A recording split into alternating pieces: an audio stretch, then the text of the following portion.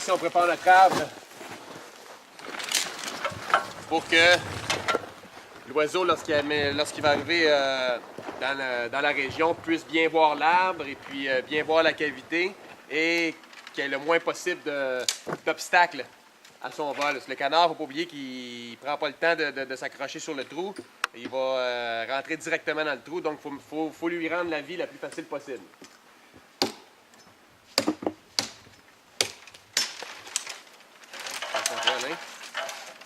Je la laisse ici.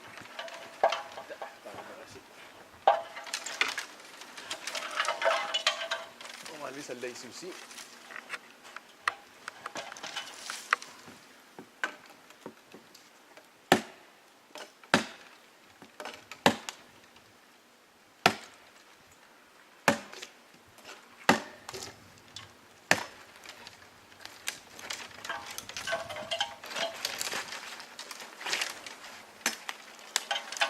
OK. Là, ici, on va essayer juste quelques branches.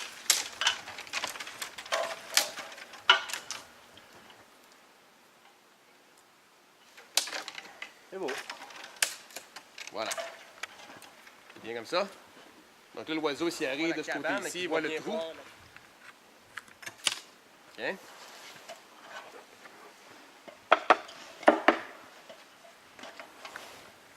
Donc, on va installer la cabane seulement avec un clou, 2 clous. Ouais, un en haut et un en bas. Qui ne dérange pas nécessairement l'arbre, Alain? Non. Non, ça ne nuit pas aux arbres. Ça fait 30 ans que j'en pose, puis ça ne nuit pas à la qualité de vie de l'arbre. Comme ça? Oui, c'est ça. C'est parfait, là, c'est vers le marais.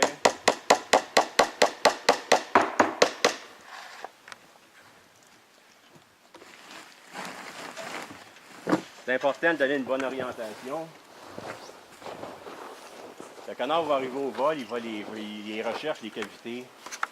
Dès qu'il en voit une, il va se poser ici, puis il va prendre le temps d'examiner l'environnement.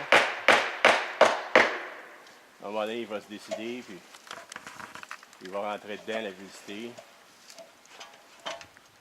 Puis au fur et à mesure qu'il pond, les femelles avec les mâles, quand on fait de l'observation, on va les voir au pied du nichoir. Ils sont ici au pied du nichoir. Voilà. C'est ça, ils surveillent leur nichoir. Pas se faire voler. Donc là, ici, on a un arbre qui est droit. Ça donne comme ça. Quand même que l'arbre soit penché un peu d'un sens ou de l'autre, je pense que le canard branchu est habitué même de rentrer dans des cavités qui sont pas mal plus complexes que ça. Fait que l'arbre soit penché, qu'il soit croche un peu, c'est pas grave. C'est juste pour l'œil du poseur que ça peut déranger. Pour le canard, en autant que ça soit visible, pour augmenter le succès. Puis après ça, ben, on verra. Voilà, fait que le 125-60 est installé. C'est ça, on va juste rentrer les coordonnées GPS. OK.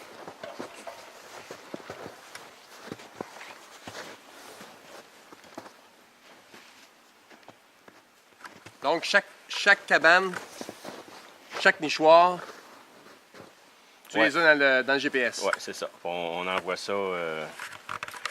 C'est mon ordinateur, j'ai une carte où est-ce que je les vois tous. Puis là, sur des fiches Excel, on met à chaque année les résultats qu'on a par nichoir. Puis là, on peut voir d'année en année l'évolution, ceux qui ont été bons, qui n'étaient pas bons. Il y a des sites qu'on peut abandonner, dire ça ne sert à rien, là, on n'a pas de succès, qu'on va focusser, puis on va mettre nos efforts ailleurs. Et là, on s'installe un peu partout dans l'île. Avec les années, on va voir quelle partie de l'île donne les meilleurs résultats. Puis on se concentre dans cette partie-là. Ça permet de garder aussi les données pour que dans 30 ans, lorsque Alain sera plus là pour pouvoir visiter ces cabanes-là, mais que le prochain puisse avoir ces données-là. Donc, Ah oui, ces données-là, comme je te dis, sont toutes envoyées à la Société de la Baie-Lavalière. Eux, ils comptabilisent tout ça. Puis c'est sûr que c'est important. C'est peut-être 2000 nichoirs au Québec. Où est-ce qu'on a les relevés à chaque année. Puis là, on voit qu'est-ce qui se passe. Ça nous donne un bon indice de qu'est-ce qui se passe avec la population. Là. Mais ça va bien, ça va bien. Là. Comme l'an passé, j'avais à l'île aux Eaux, j'avais 72 nichoirs. Sur 72, j'en avais 48 qui étaient occupés, qui avaient des œufs dedans. Ils n'ont pas tout éclos parce que c'était au printemps 2011, au printemps 2010, il n'y avait pratiquement pas d'eau, c'était très sec.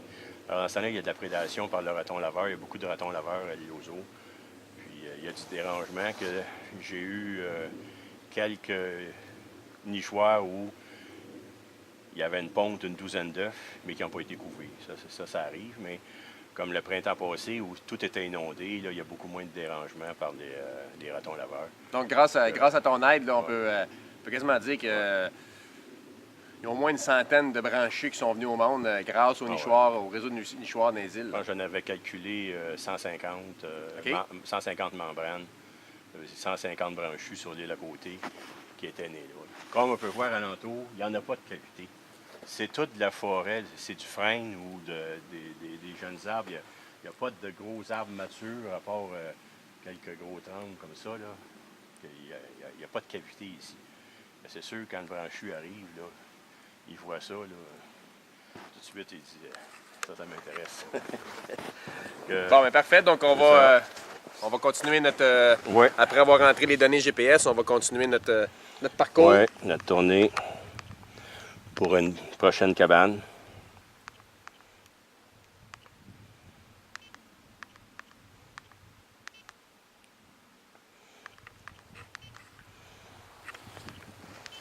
Et voilà. Bon. C'est fait. Parfait. On se réinstalle pour une autre.